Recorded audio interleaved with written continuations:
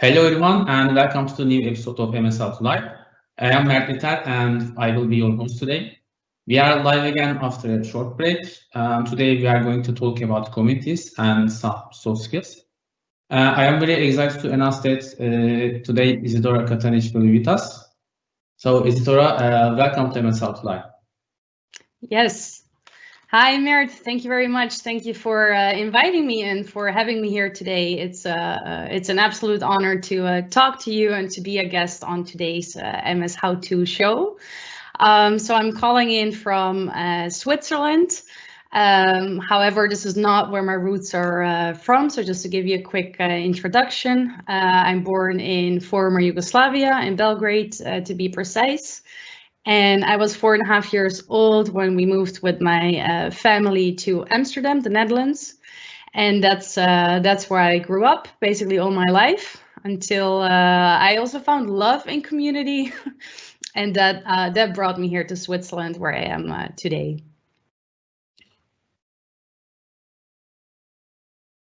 Okay, I want to apologize in advance that I couldn't prepare an introduction video like on Coffee Course. That was an MS episode, and thanks to you and Stefan. And I want to ask you about your community activities, but before that, can you define us what is a community? Yeah, so community basically is a group of people who are connected with each other by something which they have in common. So how I always like to say it, like think about like a common unity.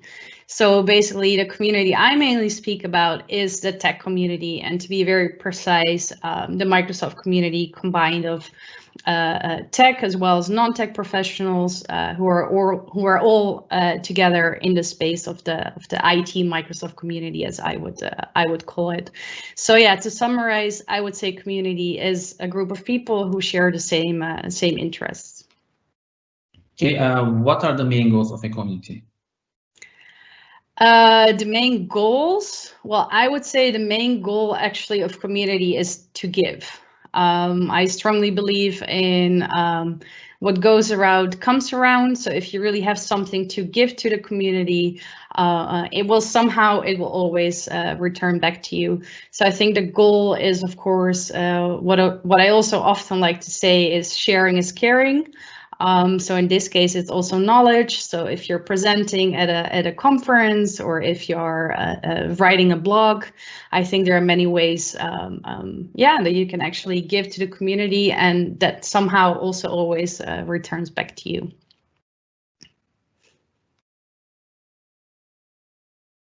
Okay, if you do a quick search on internet, you can find lots of communities, and maybe you can see some user groups. So I want to ask you, what is the difference between a community and a user group? So the difference between a community and a user group, well, I would say that a user group falls under a community. So let's say you have a community of, let's pick a topic. You pick a topic, and technology. Pick one. Azure. Azure. All right, good one.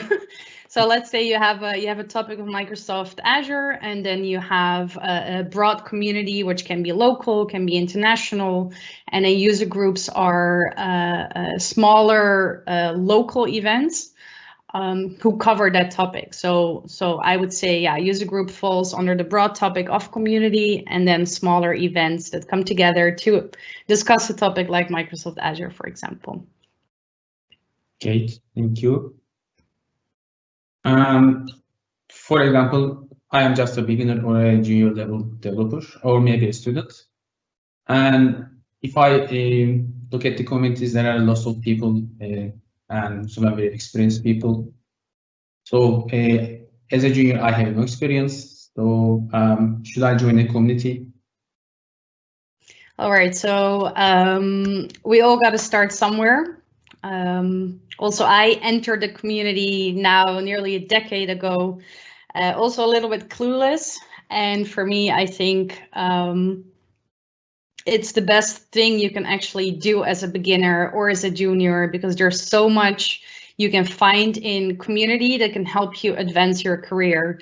So whether if it's a mentor, somebody who can actually show you how the big world is out there, to say it that way. So for example, if you're a junior developer and you're just starting, or you're a junior speaker, or you're early in your IT career, I believe it's very helpful, at least was for me, to have seniors and as well other juniors around you with whom you can share experiences, you can share knowledge, lessons learned from each other, how you can do something different, and so on. So I would definitely recommend any junior to definitely join a community and to find a mentorship in there to advance your career. Do you have any advice for the beginners?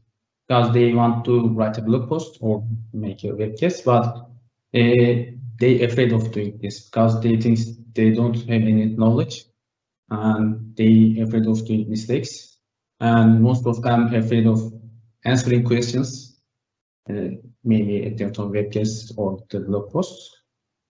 So do you have any advice for them? Yeah. So actually, I fully understand that, because I also had that exact same feeling where you feel like, yeah, there's so many amazing people out there. There's so many professionals. There are so many people who are like far better than me. Who am I to now write a blog post on a certain topic? However, what I believe is any person, so whether it be a junior or a senior or from whichever corner of the planet, has amazing, diverse opinions to bring to the table. So if you're a junior, and like I said, like everybody needs to start somewhere. Like any person who achieved something started really like at beginner's level. So if you are a junior, don't feel discouraged by the amount of content that is out there, especially nowadays. A lot of conferences are going virtual, which also makes content more accessible throughout the world. So for example, in-person conferences, you would not be able every day to travel somewhere on the planet to attend. However, now they are online. So it can be a little bit intimidating how much information there is out there. However, there's always somebody that will learn from your opinion or from your input or the way that you see something. And the fact that you might be scared to answer questions, I think even for seniors, it can be scary sometimes. And also, I think it's okay if you don't know the answer.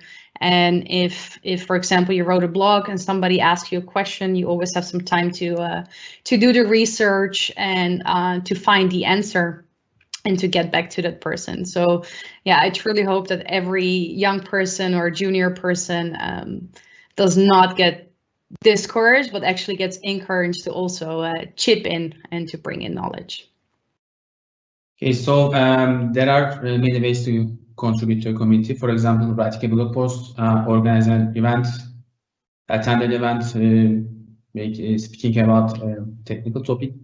Are there any other ways for contributing to a community?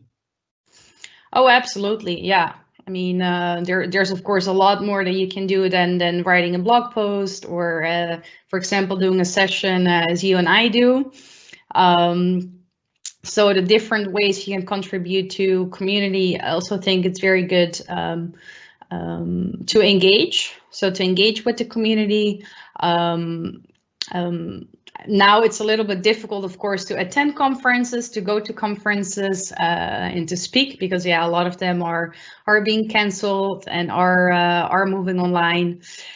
But what I also said before, you can also contribute to community in different ways. So it's not only delivering content, it's also building relationships, maintaining those relationships. So stay engaged with the people, interact on several social media platforms. For me, currently, Twitter is one of my favorite platforms. A lot of our friends are active there.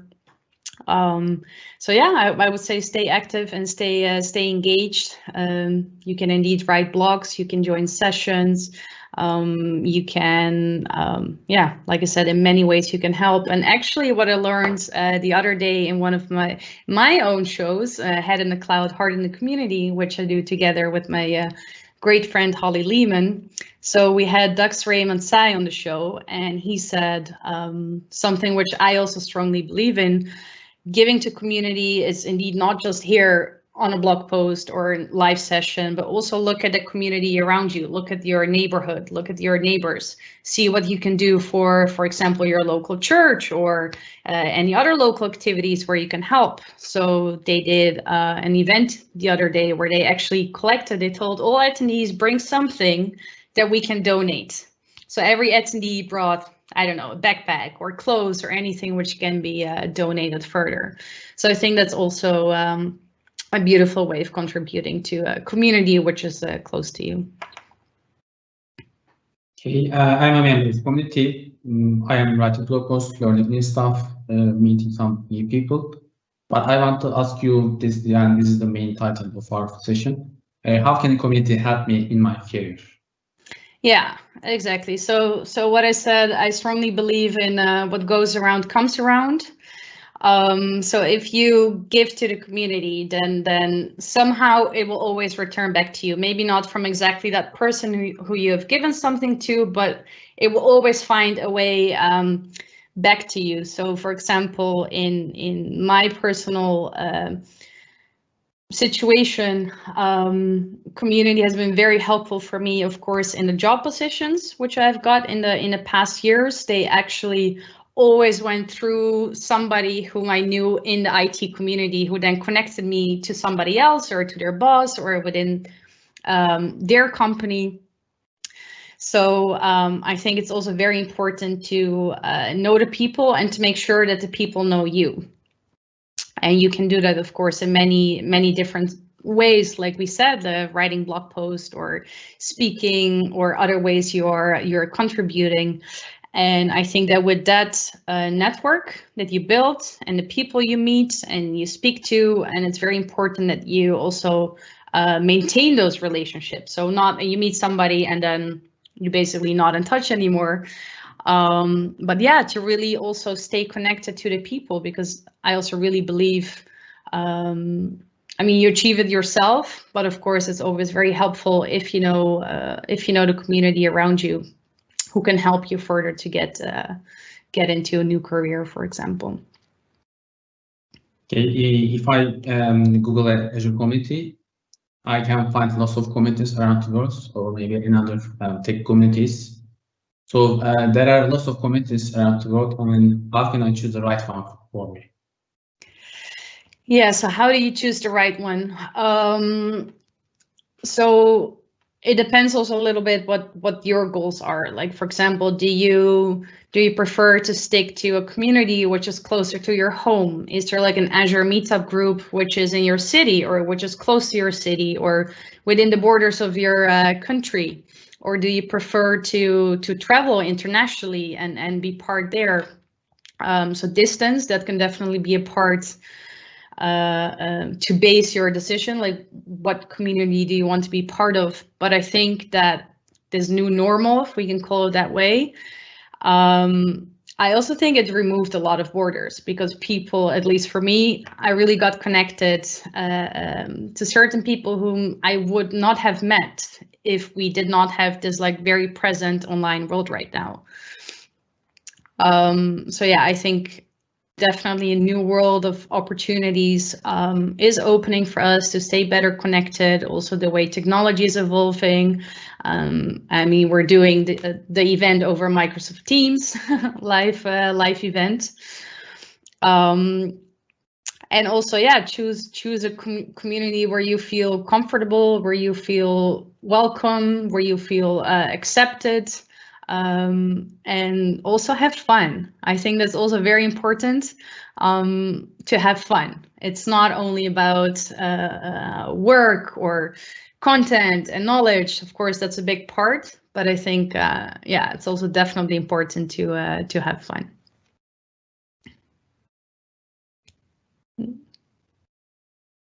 Okay, maybe I am a member of 3 different communities. One of them is MSL2.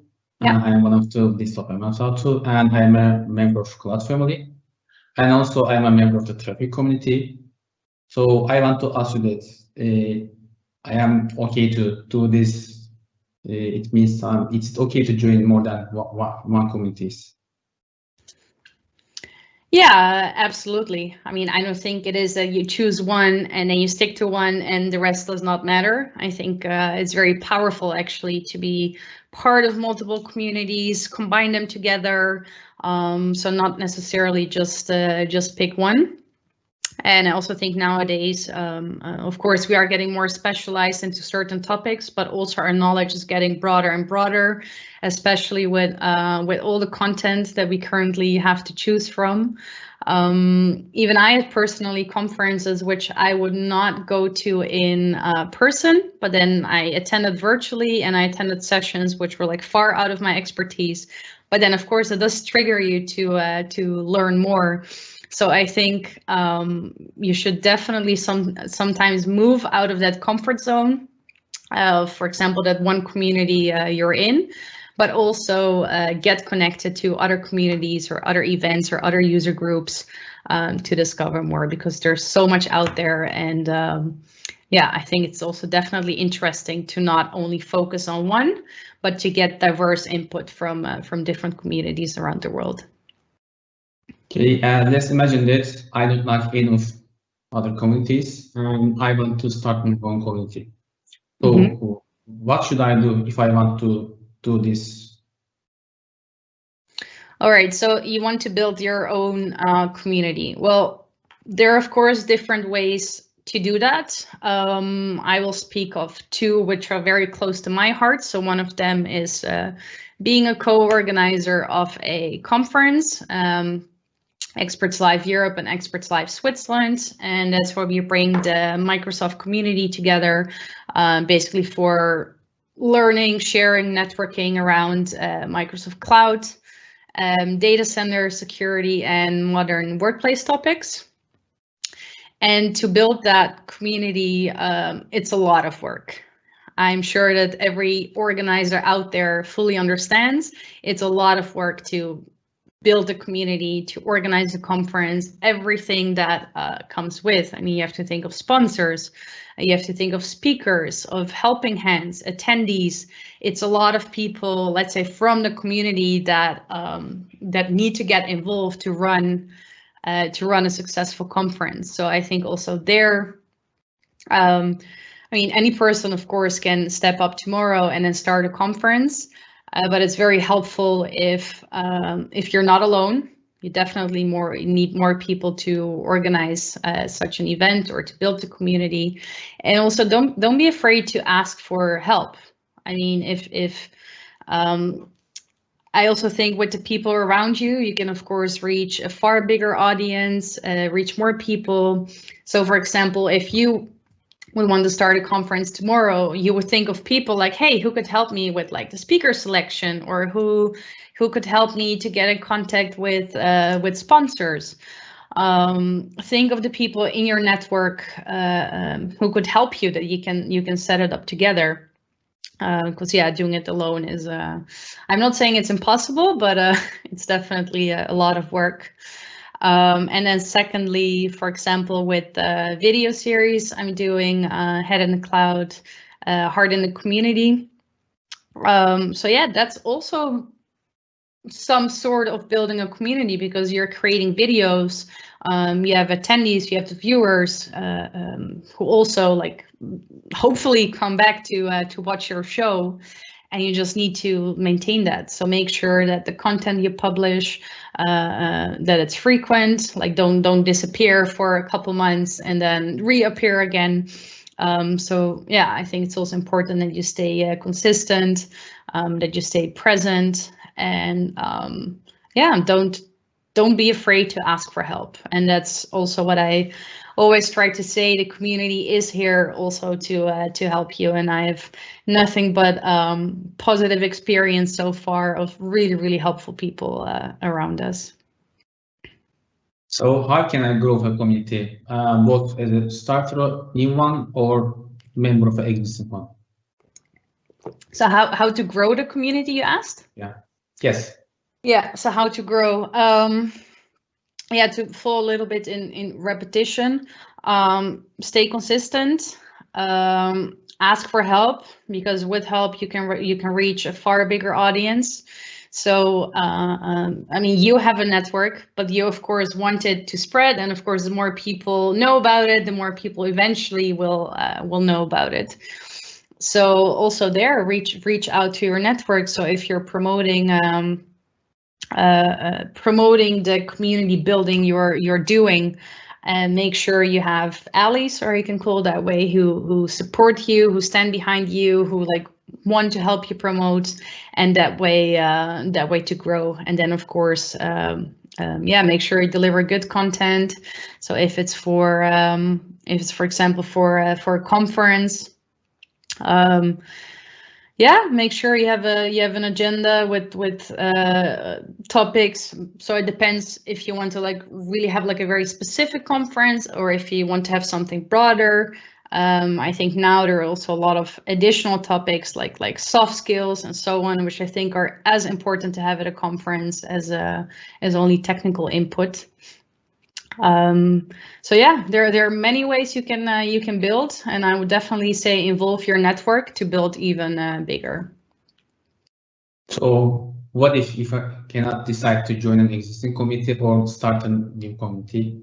Which one is better? So if you cannot decide to join an existing one or a new one, which one is better? I would not necessarily say one is better than the other. However, I would advise to start in an existing community, because the knowledge is already there. The people are already there, where you can learn from and network with, and yeah, like achieve your goals. I think something existing, of course, the approach is easier than starting something completely scratch, or starting from scratch, or something new. So I would not necessarily say one is better than the other. But if you're looking into joining a community or building a new one, then I'll definitely say as a first step, join an existing one, gain the experience from there. And then from there on, with the knowledge you gained from the existing community, you can think of how you would build a new one.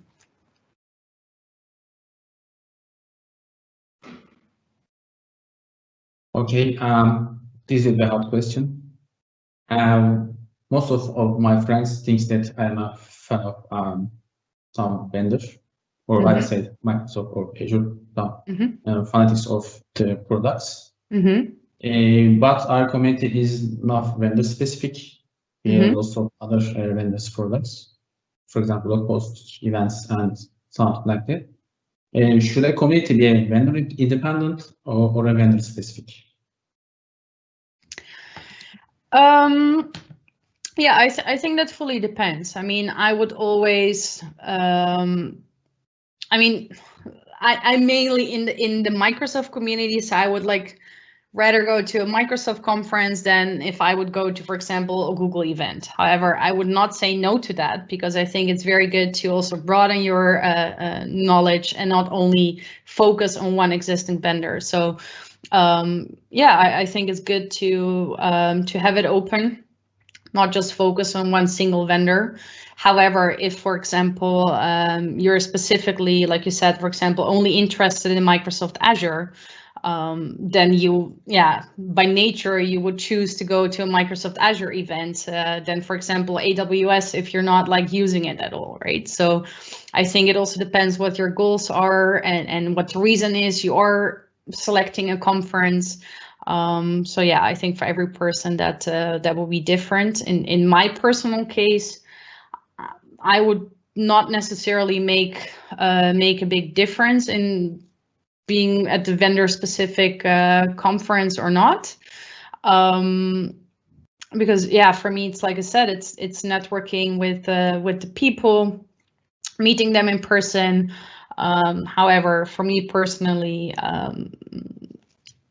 I would naturally move more to Microsoft events, because that's also where all my activities are and so on. Yeah. How about you? So we have different vendors. We are not vendor specific. As I told you, I am a member of different communities.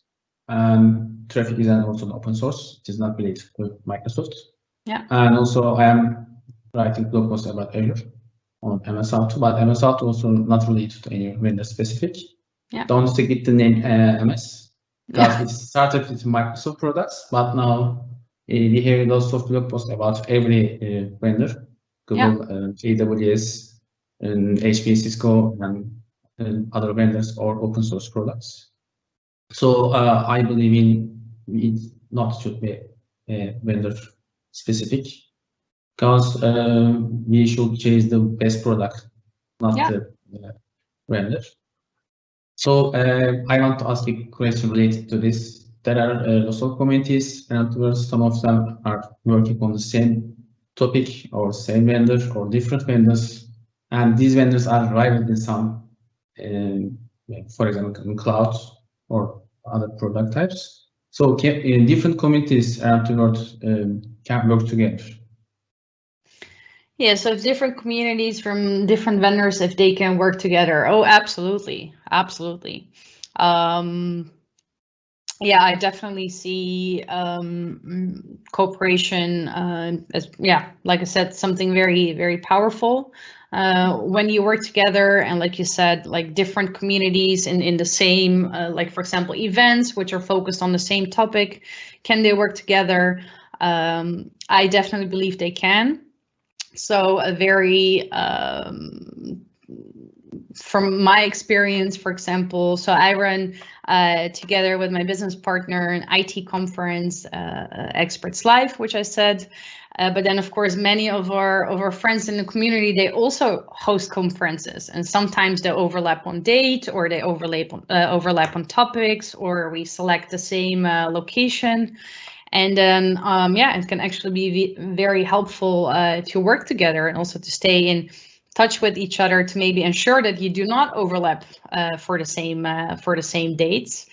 And also many of other events I personally really love to attend. Which on one hand, it could be competition, right? If it's like overlapping on the same day. But it's also up to attendees to choose where they would like to go to. And like I personally said, I love to attend other community events as well. And some of my favorite ones out there, like Cloud and Data Center Conference in Germany. It's hosted by Microsoft MVP Karsten Rachval. I love to be part of that conference, whether if it's speaking or attending. And same for IT Camp in Romania. It's also one of my close to heart community conferences. I just realized I've never been to Turkey to a conference. Why not? Yeah, it did not. I mean, I did go to Turkey last summer. I was in Istanbul for 2 or 3 days. I absolutely loved it. It was very good food, and I was there for a wedding on one of my best friends, and I definitely want to go back. It was so massive. I literally did not have time to explore, but there is definitely a lot more that I would love to see. So when in-person conferences come back, hopefully soon. I'll definitely keep an eye out what you're organizing or what you have coming. So. Yeah. Okay. After this pandemic is over, I want to invite you to Turkey to attend our MS Auto conference. Oh, that's nice. Yeah. Okay. Thank you. And I think that's enough for tech questions. And I want to ask you about the other community activities that you do in Indonesia and Vietnam, teaching computer classes. So can you please tell me about that? Yeah, absolutely. So about my journey to Indonesia and Vietnam.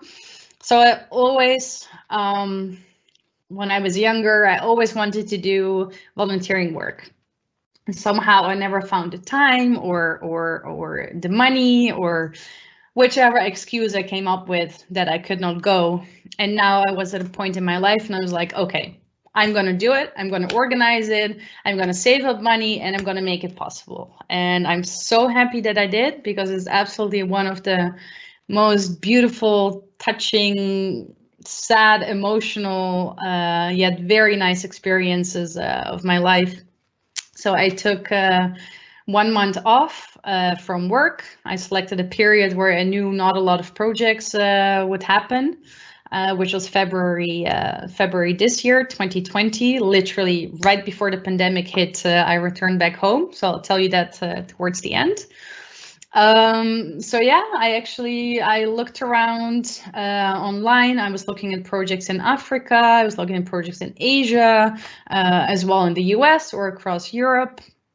And then I found 2 projects which sounded very interesting to me. I did research on reviews and from other volunteers. I got in touch with the program, and yeah, a couple of weeks later, I was on a plane to Indonesia, where I supported a nonprofit organization who welcomes children from underprivileged families from the villages around the school to come there every day to learn English, computer classes, other soft skills. So I volunteered there. That was very very interesting also to see a complete different side of the world, a different style of lifestyle. So there I taught children English lessons, and we did that like with games or teaching and singing and speaking. So that was absolutely beautiful experience. And then from there on, I was supposed to fly to Vietnam to teach English in a primary school. However, as COVID had already started then to become bigger and bigger, Vietnam had already shut down the public schools. So that kind of changed my plans. So I was in a position where I had to choose, okay, what do I do now? Do I stay in Indonesia? Do I fly back home? Or do I find a different project in Vietnam and catch my original flight? So basically the program coordinator, they offered to do a program in an orphanage. So I accepted it and I went there, and yet again, it was a very beautiful time to really support the local people and to work with the children. And I think that also brings back to community again. So community is not just your tech community, it's also the people around you. And yeah, it was just beautiful to give, but also what I got back, that was far more than I had expected. You get so much love, and I would definitely recommend any person on the planet if you have the opportunity to do something like that. Yeah. I think this is the most important thing, and more important than any other things we are doing in communities right now.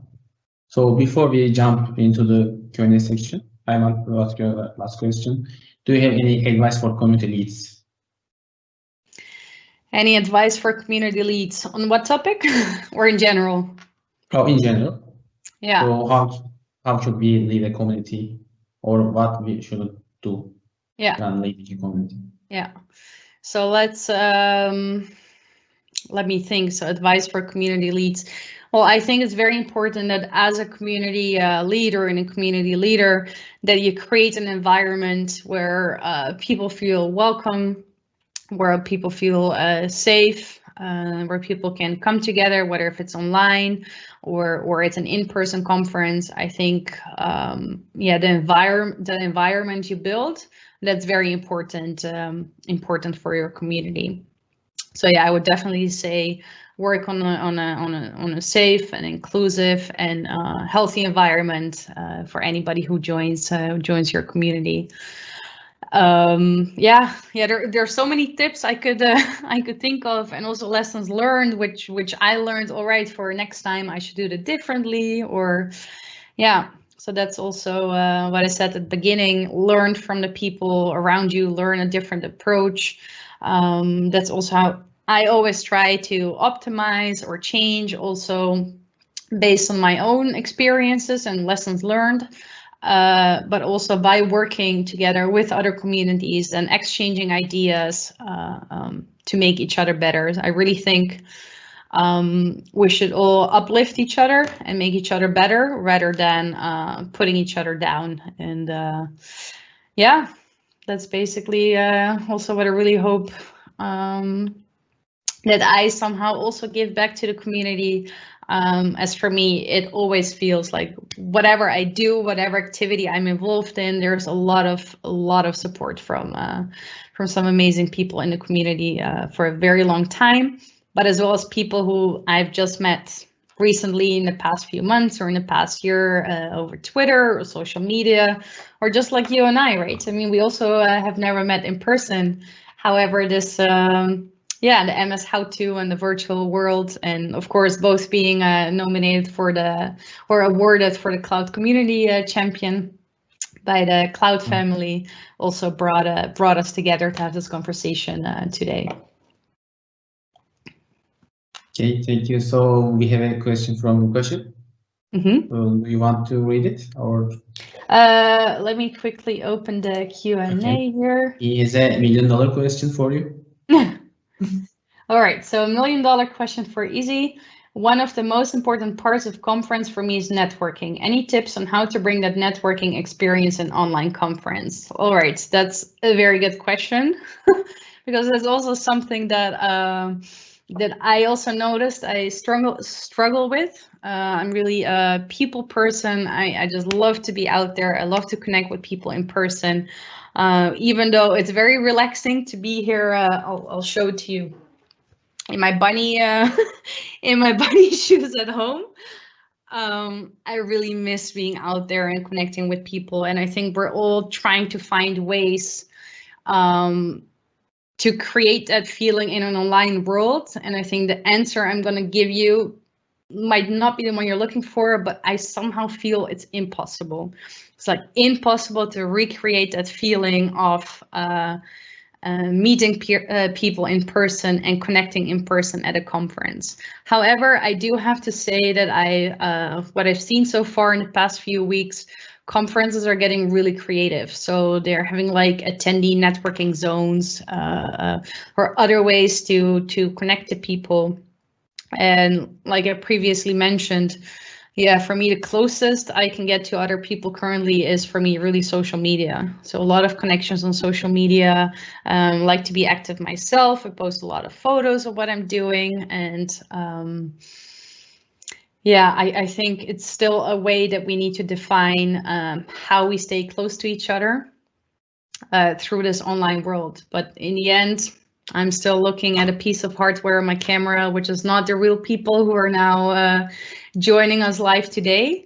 So yeah, if anybody has the perfect answer, however, yeah, I just feel it's not the same, and it's also what I see from the people who are posting as well on their social networks. It's just not the same. We're like in the room and you're at the conference, and the whole experience of packing your suitcase, getting on an airplane, traveling, have unstable Wi-Fi in your hotel room, collecting goodies. Yeah, all of that, of course, is different in the online world.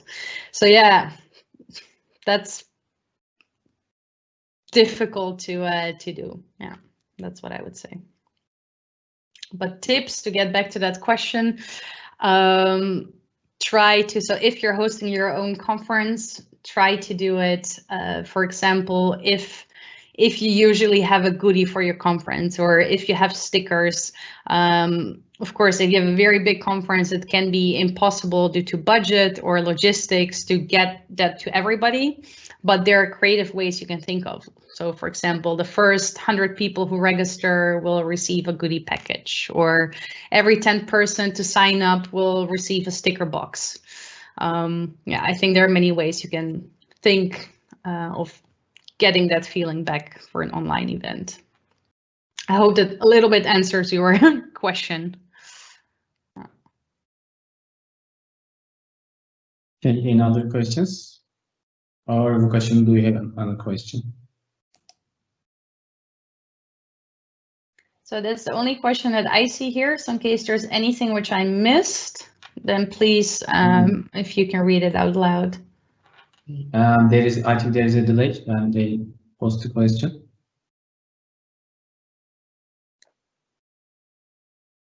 So while we are waiting for other questions, I want to thank you and many thanks to everyone attended our session, and special thanks to Isidora. It was a great experience to have you here. And with your permission, I'll publish this video to YouTube for the people who missed the session or want to watch it again. Yeah, of course, definitely. And maybe while we wait for any more questions to pop in, like I said, what goes around comes around, and it's also for helping each other. So I would also love to give now this platform or the stage back to you to also tell us, like, how has time been for you in the past few weeks or the past few months? For MS, did you have to change anything in your community to adapt to the new normal? So we are doing webcasts more than ever because we prefer make actual events most of the time on universities and some conference halls. But after the pandemic has started, we are doing only webcasts or webinars. And we have organized, I think, more than 15 or 20 webcasts. And we have a series and a challenge for 30 days of technology. And we have done it for 30 days non-stop. So it was a different experience for me because I have some MS How to Live episodes the same day. And I've done 3 sessions in a day. So it was very difficult because sometimes I am missing. Oh, today I have a session. No, it's not today, it's tomorrow.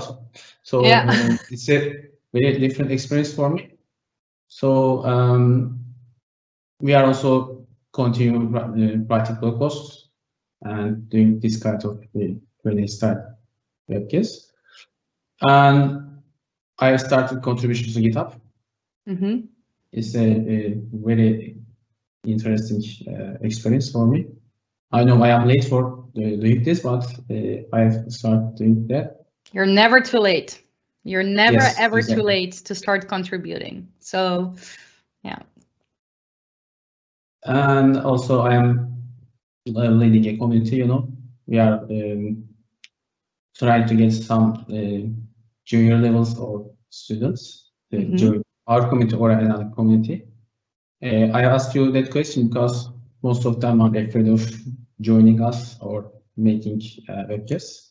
Yeah. So we want to have them with us. And that's all. Yeah.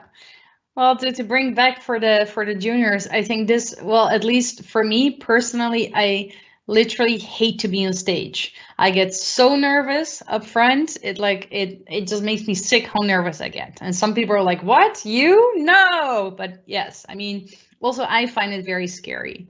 But everything comes with practice. And I realize now that actually the webcast, I think that's a perfect way for juniors to kind of step in, to get the feeling of presenting, working with slides, at the same time thinking, reading your notes and so on. So I think actually like you said, the juniors, to get them, this is the perfect time. Do it now, because now we can, like I said, be at the comfort of your own home. It's maybe a little bit less scary because you're looking at a piece of hardware in front of you, and all the people are attending virtually. So this could be the perfect way to step in, to like get experience, also to get to know different communities, and especially for those different communities to get to know you.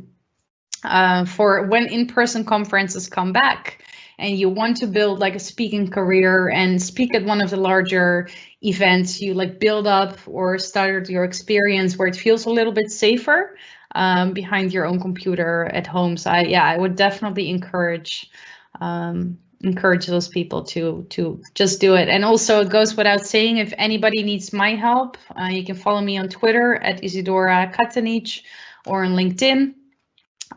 feel free to send me a DM. Always happy to hear from you and to possibly mentor you to get here, because I absolutely know how it feels to start somewhere and to speak for the first time. And yeah, it can be very nerve-wracking, but it gets better over time. Yeah. And I'd like to invite the newcomers to my How live show, because as you said, it is not too late for anything, or is there always a beginning for doing something? So if you start doing something, you can do it later a couple of times, because you have an experience when you do it one time. And I have a confession: I don't make preparations before webcasts or any other speaking events, because I believe if you do it naturally, it will be more better.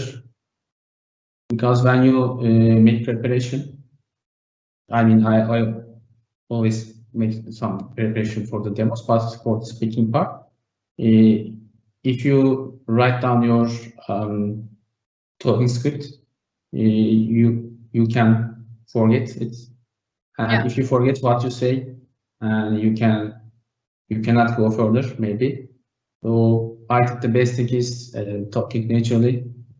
So in my opinion, please do not write down your talking script and speak freely.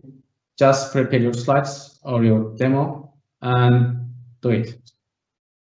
Yeah, so I fully understand that for some people that works better, right? To just go freely off script and do it. But for some people that can be very difficult, right? Who are maybe not by nature that easy speakers. So I also know a lot of people who actually do prefer to have a very solid preparation, rehearse what if they're presenting a session, actually do it, like for example in front of a mirror or say it out loud. I personally, when I do it, I just feel silly. But for some people, actually can be very helpful to have like a pre-planned or prepared session. But for this one, for example, I'm totally with you. It's like I just come in and you ask me the questions, and yeah, I also don't have like a fully written script now, what I'm going to answer or what I'm going to say. But I also think it's also the topic what you're speaking about. I mean, this is something which basically I cannot really say something wrong, because we're talking about how I see things or how I feel things. But if you're presenting a session on technology, for example, you want to make sure that the information you give is correct and that the facts you're stating or the content you're putting out there. So that's, I would say, definitely needs a solid preparation rather than just going. So it really depends. And for every person, it's different. Yeah, question? No. So do you want anything to add? I would like to thank you for the opportunity to have this show on MS How To. You definitely picked a topic which I think is very obvious. I love to talk about. I could go on and on for hours, but I don't think anybody will be interested to keep hearing about it. But like I said before, yeah, follow me on Twitter at Isidora Katanic, and feel free to reach out anytime if there's anything I could help you with or mentor with, and also the other way around. If you have any advice for me, I'm always happy to learn from the community. Okay, thank you very much, and I hope to see you again on MS How To Live. Thank you for having me. I actually jump into another live session now, which is starting in 15 minutes. So yeah, just keep on going. Okay, thank you very much. Thank you, Mert, and thanks everybody for watching. Thank you. Cheers. Have a nice evening. Bye. Bye.